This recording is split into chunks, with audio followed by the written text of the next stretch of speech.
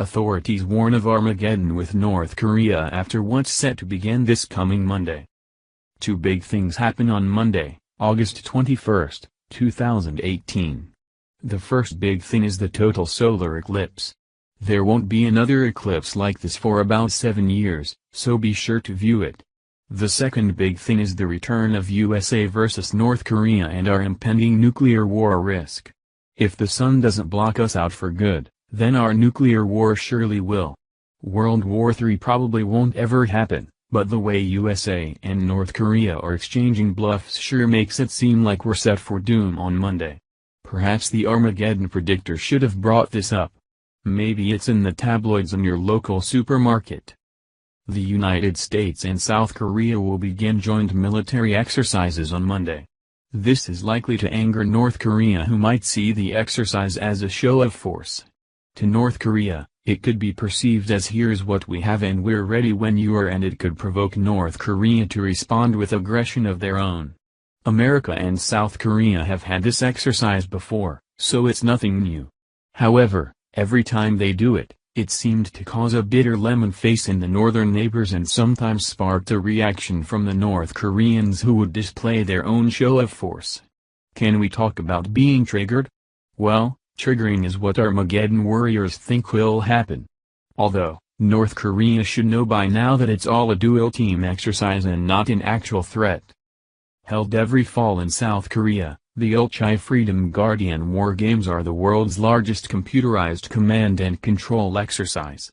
Some 30,000 U.S. soldiers and more than 50,000 South Korean troops usually take part, along with hundreds of thousands of first responders and civilians, some practicing for a potential chemical weapons attack.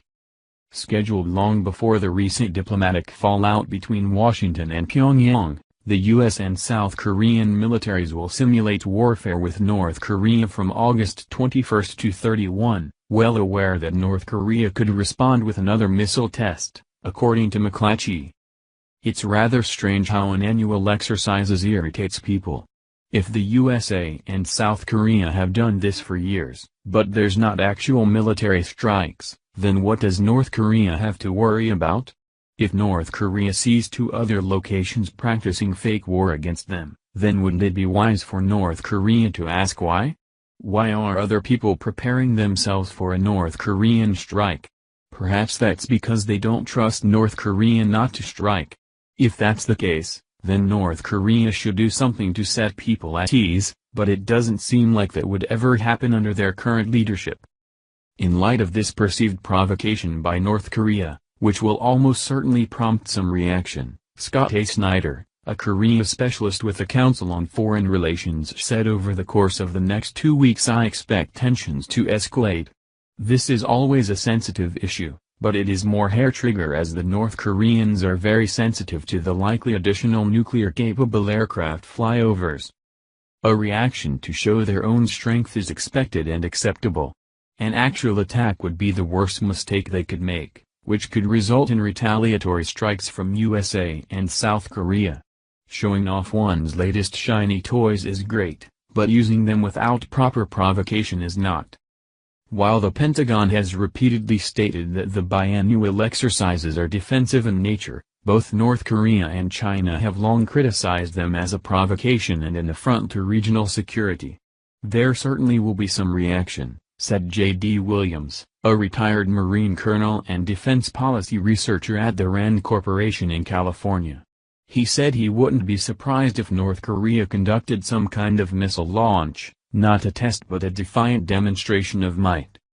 If North Korea launches a missile on Monday, then it's simply to show off their weaponry. The only thing North Korea needs to worry about, in that case, is if their missiles can actually get off the ground and go somewhere. Monday is just around the corner, so all eyes and ears should be on alert for the solar eclipse and the impending showdown between USA, North Korea, and South Korea. Be ready to face the darkness on Monday.